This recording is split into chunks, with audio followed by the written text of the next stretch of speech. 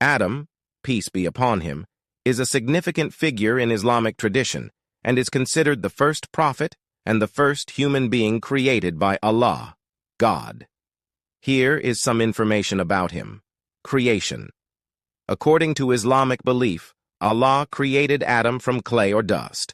He was the first human being and the father of all humanity. Place of creation.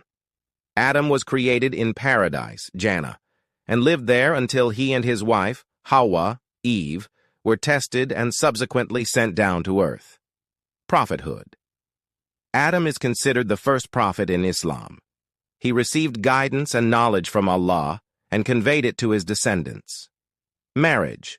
Allah created Hawa, Eve, from Adam's rib, and they were the first couple. They were blessed with children, and their descendants became the first human community.